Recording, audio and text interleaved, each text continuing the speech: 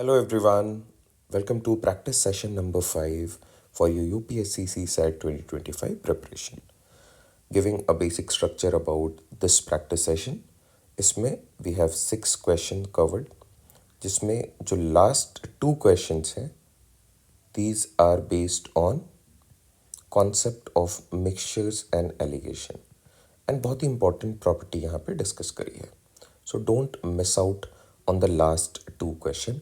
मैं कोशिश ये करूँगा कि इन 2 questions को मैं बिल्कुल बेसिक से डिटेल में एक्सप्लेन करूँ आपको. ऑलराइट, चलिए let's start with our first question. Question number 1. Vani could get equal number of rupees 55, rupees 85 and rupees 105 tickets for a movie. 3 different tickets हैं, उनकी प्राइस पॉइंट ये है. She could get equal number of these tickets. अगर मान लो एक ticket इसका ले रही है तो एक टिकट 85 रुपीज़ वाला भी, एक टिकट रुपीज़ 105 वाला भी. In total she spends 2940 for all the tickets. How many of each did she by. अब इसका जो बेस्ट केस सोल्यूशन है that is through the option, और आपको एक बार ही क्विकली चेक करना है. देखो 10 के साथ ये चीज़ें बहुत जल्दी सॉल्व हो जाएंगी. लेट्स सपोज उसने 10 टिकट्स बाई करे होंगे पहले वाले, तो अगर ₹55 वाले 10 टिकट्स बाई करे होंगे तो ये 550 टोटल हो जाएगा प्राइस पॉइंट. अगर ₹85 वाले 10 टिकट्स बाई करे होंगे तो ये 850 हो गया. एंड अगर ₹105 वाले 10 टिकट्स तो ये 1050 हो गया. नाउ हमें टोटल चाहिए 2940. क्लियरली ये 2940 नहीं है, आपको दिख रहा है यहाँ पे इसका सेकेंड डिजिट मैच नहीं कर रहा है, तो आप इसको सॉल्व करके टाइम वेस्ट नहीं करोगे. अब आपने ऑप्शन नंबर 1 चेक कर लिया, आप ऑप्शन नंबर 2 पे आ जाओ. Now we are checking 12 tickets. Alright, अब यहाँ पे हमें ज़रा स्मार्टली खेलना पड़ेगा. कैसे कि अगर मुझे ₹55 वाले 10 टिकट्स चाहिए तो 10 के साथ मल्टीप्लाई करना इज ईजी, 550. और अभी मुझे 2 और चाहिए तो 55 इंटू 2 कर दो, दिस इज 110, तो 110 और. नाउ ₹85 वाले तो 850, 85 इंटू 10 एंड 2 मोर टिकट्स, तो 85 इंटू 2 विच इज़ 170. सिमिलरली 105 वाले, देखो ये मैं आपको लिख के कर रहा हूँ, ये पार्ट आपको लिखना नहीं है, यहाँ पे टाइम वेस्ट हो रहा है. आपको इस कैलकुलेशन के साथ आगे बढ़ना है. ऑलराइट, नाउ 105 इंटू 10 इज 1050 और 105 into 2 is 2110. Alright, quickly check करते हैं. अगर मैं सेकेंड डिजिट की बात करूं तो ये 5 5 5 15 15 और 9 मेरे पास बन रहे हैं 4. 2 कैरी पे आ गया, 2 और 8 10 एंड देन वी हैव 1 2 फिर 2 अगेन 4 एंड 5 9. चलो बढ़िया, 1 more carry forward, 2940. Option B is the correct fit here. अब ये जानबूझ के क्वेश्चन रखा है बिकॉज इस टाइप के क्वेश्चन पूछे जाते हैं. आपको इसमें ये ध्यान में रखना है कि आपकी कैलकुलेशन फास्ट होनी चाहिए, किन चीज़ों को नहीं लिखना है उस पर भी काम करना है.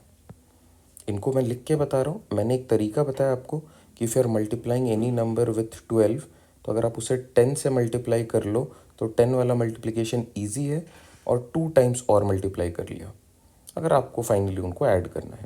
This is just basics of calculation. आगे बढ़ते हैं. नंबर सीरीज़ का क्वेश्चन है. कभी भी कोई भी नंबर सीरीज़ का क्वेश्चन आए, आप उसको ग्राफ के थ्रू एनालाइज करते हो. यहाँ पे मुझे दिख रहा है कि ये नंबर्स इंक्रीज़ हो रहे हैं, तो उनमें एडिशन हो रहा होगा या मल्टीप्लिकेशन हो रहा होगा. आपको अगर कुछ भी नहीं समझ में आता है तो आप इनको लिख डालो और इनके बीच का डिफरेंस लिखना स्टार्ट कर दो. 2 और 5 का डिफरेंस 3, 5 और 10 का डिफरेंस 5, 10 और 17 का डिफरेंस 7. मुझे दिख रहा है ये ऑड नंबर का सीरीज़ चल सकता है. अगर ये ऑड नंबर का सीरीज़ चले तो यहाँ पे 9 आना चाहिए. 17 प्लस 9 इज़ 26. क्या मेरे पास 26 ऑप्शन में है? यस. अब अगर इसको आगे बढ़ाऊँ मैं तो यहाँ पे 11 आएगा, 11 आके 37 होगा. क्या 37 है? नो. तो ये ऑड नंबर का सीरीज़ नहीं है. That is how you know. अगर ये ऑड नंबर का सीरीज़ नहीं है तो 3 5 7 के साथ और क्या कंटिन्यू हो सकता है? क्या आपको कोई और पैटर्न क्लिक कर रहा है यहाँ पे? 3, 5, 7 are odd prime numbers. Next prime number is 11 and the next prime number is 13. तो अगर आपने 17 प्लस 11 किया तो you would be getting 28. 28 plus 13 करा यू वुड बी गेटिंग 41. क्या ये दोनों ऑप्शन में अवेलेबल है? बिल्कुल है. तो option C is our correct fit here. Number series based question, similar note पे आपको प्रैक्टिस करनी है बहुत बारी. आप देखोगे कि आपको अगर इसमें प्रॉब्लम आ रही है, अगर आपको एक लेवल डिफरेंस लेने के बाद कोई पैटर्न नहीं समझ में आ रहा, तो आप टायर 2 डिफरेंस भी ले सकते हो. इस क्वेश्चन में ये काम नहीं कर रहा है, ये ज़रा ईजियर एंड पे. मैं किसी और क्वेश्चन की बात कर रहा हूँ कि अगर बड़े वैल्यूज़ हैं, डिफ़िकल्ट लग रहा है, आपने एक बारी डिफरेंस ले लिया, आपको नहीं समझ में आ रहा, take one more difference, that will definitely help. At what time between 3 and 4 will the minute hand and the hour hand of a clock be exactly opposite to each other? सबसे पहली चीज़ आप मुझे ये बताओ, 3 and 4 के बीच में minute hand and hour hand exactly opposite कितनी बार होते हैं? How many times? The answer is 1 time. Okay, एक बारी ये लोग ऑपोजिट होंगे. और वो कौन सा टाइम होगा? अगर आप रफली सोचने की कोशिश करो तो ये 3 and 4, तो अगर ये लोग ऑपोजिट्स हो रहे हैं तो कुछ इस तरीके से होंगे. तो दिस इज क्लोज टू 350. अब आप ऑप्शन पे आ जाओ. ऑप्शन पे आपको ये सारे सिमिलर वैल्यूज दिख रहे हैं, very close to each other. तो ये क्वेश्चन इस पॉइंट पे ऑप्शन के थ्रू ये लॉजिकल अप्रोच से सॉल्व नहीं हो सकता है. आपको यहाँ पे फॉर्मूला पे जाना ही पड़ेगा. क्लियर है? क्योंकि ऑप्शंस इस तरीके से हैं कि have to go with the formula. Formula क्या है? This formula is applicable for opposite, for overlapping, सारे केसेस में. राइट एंगल के लिए सारे केसेस में फॉर्मूला अप्लाई हो जाता है. Angle 1 plus minus angle 2 into 2/11. Formula आपको याद रखना है. ऑल्सो एंगल 1 यहाँ पे इंडिकेट कर रहा है initial angle at the start. Initial angle at the start. तो ये टाइम स्टार्ट हो रहा है 3 से. 3 to 4, 1 घंटे के बीच में बात की जा रही है. तो at 3 the angle is 90 degree between hour hand and minute hand. तो एंगल 1 की वैल्यू 90. एंगल 2 क्या है? Required angle. क्या चाहिए आपको? तो अभी मुझे इन दोनों हैंड्स को ऑपोजिट करवा देना है. ऑपोजिट का मतलब है the hands would be opposite to each other, therefore the angle between them is 180. Now you know angle 1 and angle 2 की वैल्यू क्या है. अब ज़रा आप इसे पुट करो. So you get 90 plus minus 180 into 2/11. अब देखो इस फॉर्मूला में प्लस माइनस इसलिए है बिकॉज फॉर फ्यू क्वेश्चन, जैसे राइट एंगल, तो वहाँ पे मेरे 2 बारी ये होते हैं. एक बारी नहीं होगा 1 घंटे में, 1 घंटे में 2 बारी वो लोग होंगे. तो वहाँ पे 2 आंसर चाहिए. तो इसलिए एक वैल्यू प्लस से आ जाएगा, एक वैल्यू माइनस से आ जाएगा राइट एंगल के लिए. यहाँ पे मुझे एक वैल्यू को इग्नोर करना होगा. कैसे? आपको नेगेटिव वाले को इग्नोर कर देना है. तो 90 प्लस 180 इंटू 2/11, ये बन गया 270 इंटू 2/11 विच इज़ 540/11. इसको अगर सिंप्लीफाई करते हैं तो ये 4 टाइम्स 44, फिर 10 और 0, तो 9 times 99, 1/11. 49 1/11, 349 1/11. Option C is the correct fit. ये फॉर्मूला बहुत ही इम्पॉर्टेंट है. इस पे बेस्ड क्वेश्चन पूछे जाते हैं. इसको मैंने अभी डिटेल में डिस्कस करा है. आप इसको अच्छे से नोट डाउन कर लो. ये हमेशा ध्यान रखना, angle 1 is always initially start of the R. Start of the R, ये याद रखना, स्टार्ट ऑफ द आर, जहाँ से वो स्टार्ट हो रहा है, start of the R. 3 to 4 तो 3, 3:30 to 4 तो भी 3 ही जाएगा, ये ध्यान रखना. एंगल 2 जो पूछा जा रहा है, what ever is required from you, कि क्या पूछा जा रहा है. अगर मान लो यहाँ पे बोल देता कंसाइडिंग या ओवरलैपिंग, तो अगर 2 हैंड्स ओवरलैप कर रहे हैं तो उनके बीच में एंगल कितने का है? 0 डिग्री है. तो यहाँ पे इसकी वैल्यू आ जाती है 0 डिग्री, अगर ये ओवरलैपिंग का क्वेश्चन होता. क्लियर है? इस तरीके से आपको सॉल्व करना है। चलो मूविंग अहेड, ये टॉपिक LR क्लॉक का क्वेश्चन है। Moving ahead, question from logical reasoning blood relation. देखते हैं ज़रा कैसे। अब कुछ साइंस है जिससे मैं रिलेशंस को डिनोट करता हूँ। जैसे अगर एक हॉरिजॉन्टल स्ट्रेट लाइन है तो इससे मैं सिबलिंग्स को बोल दो या फिर सेम जनरेशन वाले लोगों को। अगर इक्वल टू साइन है तो इससे मैं कपल को डिनोट करूँगा। प्लस से मैं मेल जेंडर को डिनोट कर रहा हूँ, नेगेटिव से मैं फीमेल जेंडर को डिनोट कर रहा हूँ। ये सारे कुछ सिंबल्स हैं जिनको आप यूज़ करते हो। Okay, there are 3 pairs of sibling, Ram and Shyam. Ram and Shyam are a pair of sibling. ठीक है, Sita and Gita are also sibling. Anita and Priya are also siblings. अच्छा, आप मुझे बताओ, what is the gender of Ram और what is the gender of Anita? Anita का gender क्या है, गीता का जेंडर क्या है? क्या नाम देख के डिनोट नहीं हो रहा है कि नेगेटिव ये फीमेल है या सीता फीमेल है, अनीता फीमेल है, प्रिया फीमेल है? कभी नहीं। Do not assume the gender of a person based on names. ये बहुत इंपॉर्टेंट रूल है ब्लड रिलेशन का। इस कॉन्सेप्ट पे based you had a question in the year 2022, जो मैं कॉन्सेप्ट अभी आपसे डिस्कस कर रहा हूँ कि do not assume the gender of person based on names. ठीक है, हाँ, ये इनका जेंडर मेल या फीमेल होगा, ये भी क्लियर है। चलो, क्या गिवन है? Ram's father is married to Gita's mother. Ram के father F is married to Gita's mother. इनके बीच में कपल वाला रिलेशन, ये फादर ये मदर। ओके, अब मुझे ये समझ में आ जा रहा है ये लोग आपस में सिबलिंग्स हैं। ये सारे जेंडर जो भी हो ये सारे सिबलिंग्स हैं। Sita's brother, Sita's brother, Sita's brother could be Gita, Shyam और राम।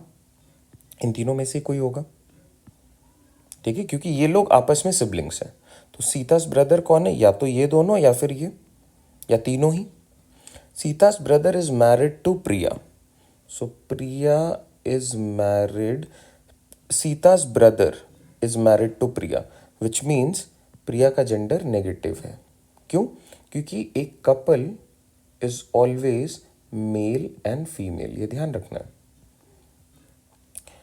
प्रिया is either married to Gita और राम और श्याम।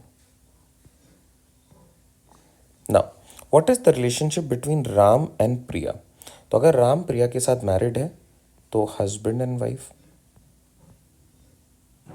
और अगर मैरिड नहीं है तो Ram could be the brother in law to Priya and Priya could be the sister in law. Brother and sister in law और sister and sister in law, ये दोनों आपस में ये हो सकती हैं। अब आप देखो ऑप्शंस में क्या गिवन है। इसका करेक्ट आंसर, क्योंकि आपके पास 2-3 केसेस बन रहे हैं, तो इसका करेक्ट आंसर है डेटा इनएडिक्वेट। प्लीज अंडरस्टैंड, अगर ये क्वेश्चन आता है तो data इनएडिक्वेट is the correct answer. But क्या वो ऑप्शन में गिवन है? नहीं गिवन है, तो आप डेटा इनएडिक्वेट पे नहीं जा रहे हो। आप बोलोगे क्या ये लोग कजन्स हो सकते हैं? नो। क्या ये लोग सिबलिंग्स हो सकते हैं? नो। क्या ये लोग अंकल एंड नीस हैं? नो। क्या एक पॉसिबिलिटी यहाँ पे गिवन है? Yes. So this is my correct fit here.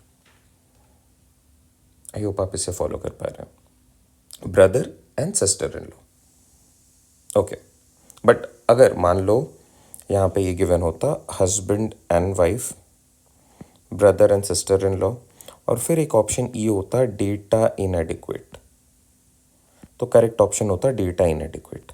या मान लो अगर यहाँ पे ये सारे ऑप्शन के साथ भी एक ऑप्शन गिवन होता डेटा इनएडिक्वेट, तो that would have been the correct option. Reason कि 2 केसेस बन रहे हैं मिनिमम, और मुझे श्योरिटी नहीं है because genders are not revealed. अगर यहाँ पे क्वेश्चन में कहीं पे इनका जेंडर रिवील हो जाए तो फिर आप कह सकते हो। Question number 5, 1 litre of water is taken out by mug from 6 litres of solution या फिर मिक्सचर कंटेनिंग सॉल्ट 5%। तो अगर सॉल्ट 5% है, वाटर उसमें 95% होगा। कोई भी चीज़ कंप्लीटली 100% होती है। ठीक है, अब इस क्वेश्चन को और इसके बाद वाले क्वेश्चन को, which is question number 6, both of them are based on the concept of mixtures. लेकिन पहले कॉन्सेप्ट समझ लेते हैं मिक्सचर का। वो कॉन्सेप्ट क्या कहता है कि लेट्स सपोज मेरे पास एक मिक्सचर है या एक सॉल्यूशन है जिसमें दो चीज़ें हैं, वाटर है और मिल्क है। आप देख सकते हो water is 4 litres, milk is 2 litres. तो टोटल कितने होंगे ये मिक्सचर? आप बोलोगे 6 लीटर्स ऑफ मिक्सचर। ना, अगर मैं एक मग से इस मिक्सचर में से let's say 3 litres of mixture बाहर निकालूं, ठीक है, तो अब आप ज़रा सोच के बताओ इस 3 लीटर ऑफ मिक्सचर में किस तरीके से वाटर और मिल्क कंटेन होंगे। क्या मैं ऐसे बोल सकता हूँ, क्योंकि मेरे पास वाटर 4 लीटर्स है, तो ये जो 3 लीटर मैंने बाहर निकाला मिक्सचर का, उसमें 3 लीटर वाटर ही हो सकता है, मिल्क एक भी ना आए। या क्या मैं ऐसे बोल सकता हूँ ये 2 लीटर्स ऑफ मिल्क है मेरे पास, तो जैसे मैंने 3 लीटर बाहर निकाला तो 2 लीटर मिल्क हो जाएगा, 1 लीटर वाटर हो जाएगा। Is this the right thing to do? उसी पे ये कॉन्सेप्ट है, आप ज़रा सोच के इसको आंसर करने की कोशिश करो। ओके, अब कॉन्सेप्ट ये कहता है कि जिस भी रेशियो में ये मिक्सचर कंटेन्ड है, जैसे ratio of water and milk अगर मैं निकालूं, तो पहले एग्जैक्ट वैल्यूज़ लिख लेता हूँ। 4 litres of water is present, 2 litres of milk is present. क्या आप इसको और सिंप्लीफाई कर सकते हो? यस, दोनों में 2 कॉमन है, तो अगर मैं 2 से इसे सिंप्लीफाई करूँ ये 1 टाइम, 2 से इसे सिंप्लीफाई करूँ ये 2 टाइम्स, तो रेशियो आ गया 2:1। ये क्या इंडिकेट कर रहा है कि मिल्क इसमें लेसर अमाउंट में है और वाटर इसका ही डबल है, वाटर इसका डबल है, 2:1। ना, कभी भी आप जैसे अब 3 लीटर अगर बाहर निकाल रहे हो तो इसमें भी ये 2:1 के पार्ट में ही बाहर निकलेंगे।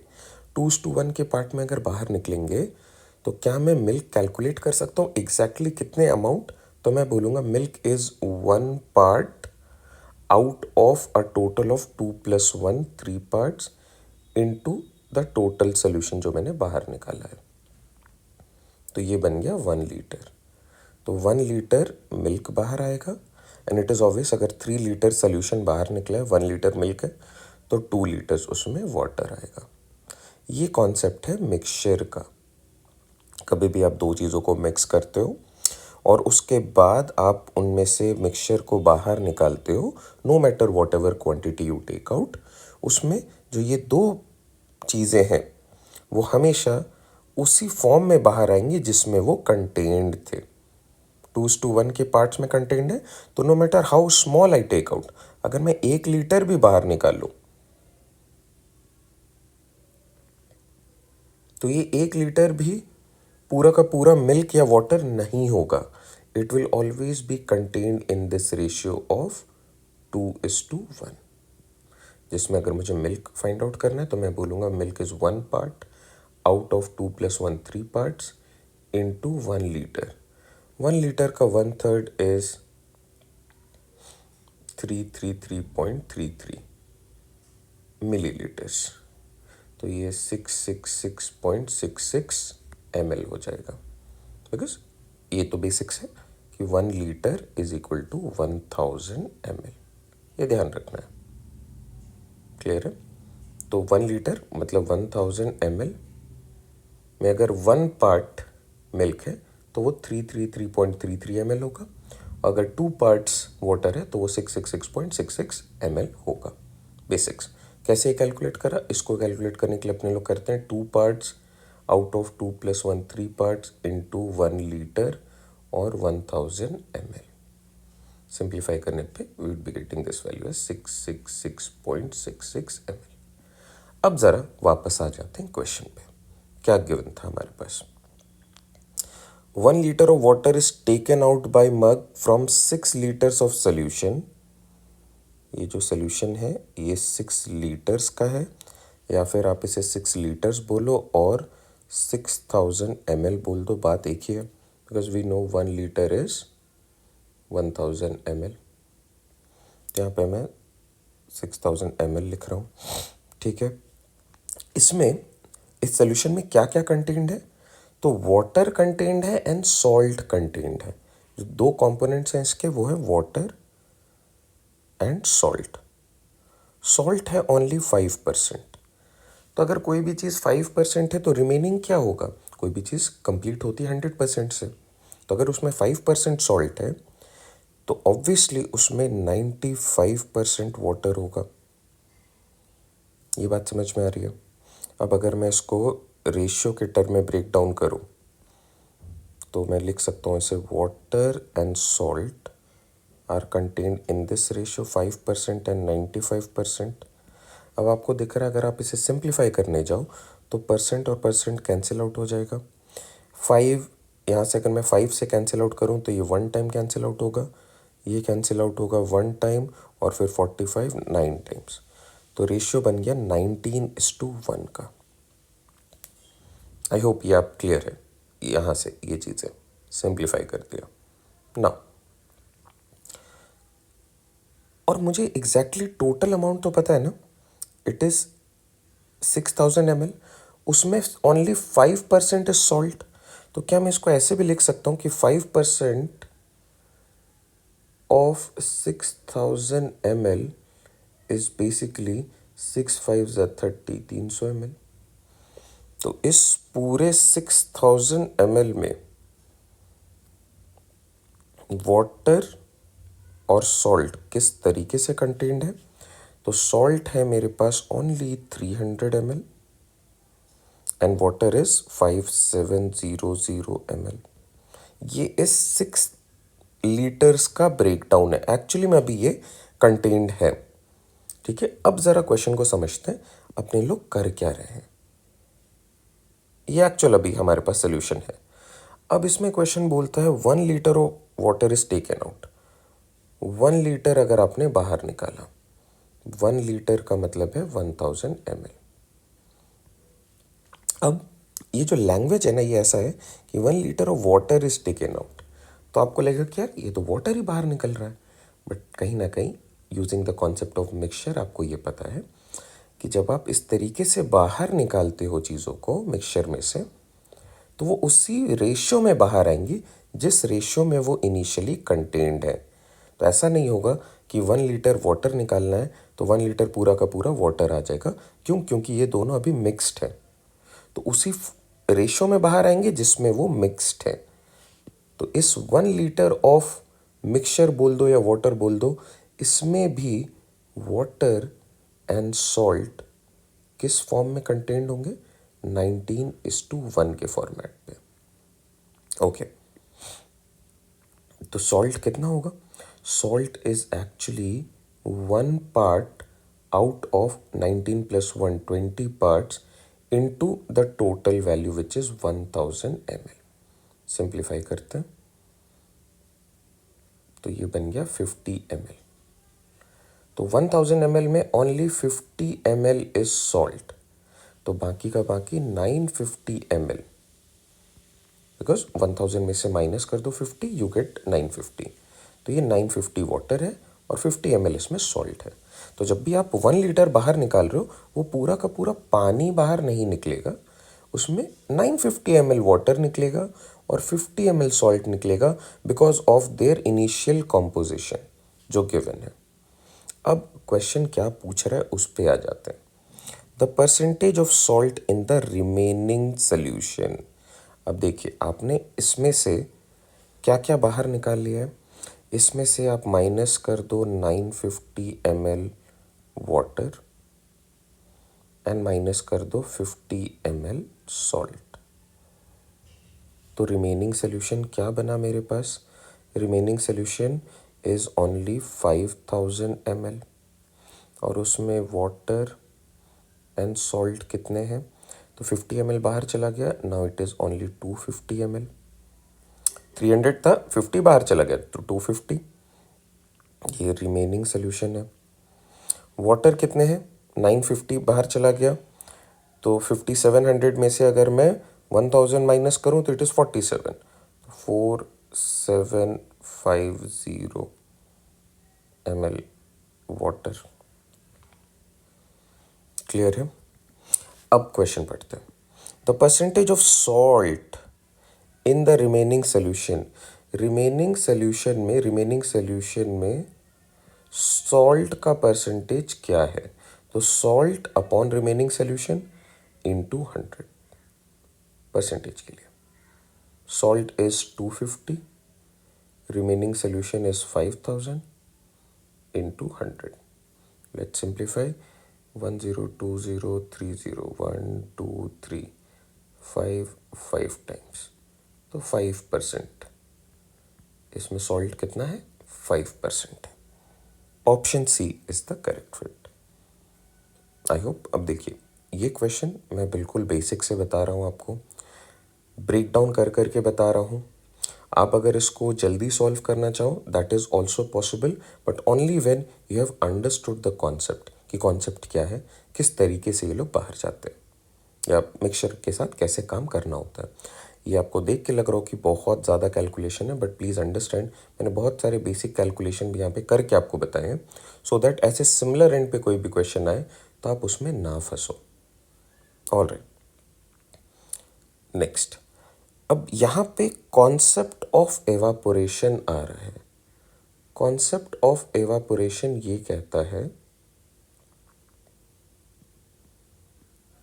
कि अगर मान लो मेरे पास वाटर है और उसके साथ सॉल्ट का एक मिक्सचर बना के मैं सोल्यूशन बना रहा हूँ, या फिर वाटर में पानी में मैंने चीनी ऐड कर दिया, शुगर, तो इनको बोला जाता है सॉल्वेंट, इसे बोला जाता है सॉल्यूट. Solvent, solute. तो ये जो सॉल्यूट है ना, ये कभी भी एवापोरेट नहीं करेंगे. ये कॉन्सेप्ट ऑफ एवापोरेशन है. क्या है ये, कि अगर खुद से एवापोरेशन हो रहा है तो only the solvent is evaporated, only the solvent which is water. तो वाटर एवापोरेट कर जाएगा. आप ऐसे समझो कि एवापोरेशन हो रहा है तो वाटर एवापोरेट करेगा, सॉल्ट एज इट इज रह जाएगा उस कंटेनर में, सॉल्ट बाहर ही नहीं जाएगा. कब बाहर जाएगा सॉल्ट, जब मैं एक्चुअली में किसी मग से इस पूरे सोल्यूशन को बाहर निकाल रहा हूँ. लेकिन अगर मैं ऐसे बोलूँ कि एक कंटेनर है मेरे पास और उसमें एवापोरेशन हुआ ड्यू टू हीटिंग, तो उसमें सिर्फ वाटर ही बाहर निकल के जा रहा है, वाटर ही लेस हो रहा है, सॉल्यूट एज इट इज उसी में कंटेन्ड रहेगा उस कंटेनर में. That is the concept. तो ये कहीं ना कहीं अगर कॉन्सेप्ट ऑफ एवापोरेशन आ रहा है तो मिक्सचर वाला कॉन्सेप्ट वहाँ पे नहीं लगता है. You get the idea why, because ऐसा हो रहा है वहाँ पे. तो ये कहीं ना कहीं ईजियर एंड पे हो गया क्वेश्चन. अब देखो 6 लीटर्स ऑफ सोल्यूशन है, 6 लीटर्स को आप 6000 ml बोल सकते हो. इसमें सॉल्ट है 5%, दो पार्ट्स हैं, वाटर एंड सॉल्ट. सॉल्ट अगर 5% है तो वाटर इसमें 95% होगा. 5% की वैल्यू निकाल लो आप. 5% of 6000 ml, 5% of 6000 ml 300 ml. तो 300 ml इसमें सॉल्ट अभी कंटेंड है और वाटर कंटेंट होगा 5700 ml. ये पार्ट क्लियर है. अब क्वेश्चन पढ़ते हैं. 1 litre of water is evaporated. क्या बोला मैंने, अगर वाटर एवापोरेट कर रहा है तो सॉल्ट या शुगर एज इट इज़ रह जाएगा, वो एवापोरेट नहीं करेगा. तो इसका मतलब ये है कि इसमें से 1 लीटर और 1000 ml वाटर इज रिमूव्ड. कैसे, due to evaporation. Now if I look at the remaining solution, तो 1 लीटर तो बाहर चला गया 6000 ml में से. What is remaining, 5000 ml is remaining और 5 लीटर इज रिमेनिंग, जिसमें I know the content of water and salt. Salt तो सेम रह जाएगा. क्या सॉल्ट कभी एवापोरेट करेगा, नो. तो salt is 300 ml, water is 4700 ml. कैसे, सिंपली बिकॉज 57 था, 1 लीटर बाहर चला गया तो 4700 ml. अब जरा क्वेश्चन को पढ़ते हैं. The percentage of salt in the remaining solution. ये है मेरे remaining solution. Salt in the remaining solution percentage, so in 200. Salt is 300 ml, remaining solution 5000 ml into 100. Let's simplify 1 0 2 zeros 1 0 1 0 और ये 6. So 6% is the absolute fit. Option D is the correct fit here. तो ये important concept था, concept of mixture plus additional concept of evaporation. सिर्फ evaporation में आपको ये समझना है कि जो solvent होता है generally it is water, वो evaporate करेगा. बाकी जो parts है जैसे salt हो गया, sugar हो गया, जो solutes हैं वो as it is रह जाएंगे. लेकिन हाँ, अगर मैं इस क्वेश्चन को ऐसे बोलता कि मैं बाहर निकालूं जैसा प्रीवियस क्वेश्चन था, तो वहाँ पे मिक्सचर का कॉन्सेप्ट आएगा. I hope it is clear. Alright, take care, happy learning. आप मुझे बताओ कमेंट में कि कितने क्वेश्चंस आपके करेक्ट हो रहे हैं और क्या ये सेशंस आपको एक्चुअली में हेल्प कर रहे हैं या नहीं कर रहे हैं. After you have watched 5 sessions, what is your feedback regarding the sessions. कैसा आपको वो कॉन्फिडेंस गेन कर रहा है, नहीं कर रहा है, क्या है? Let me know in the chat box. Take care, everyone.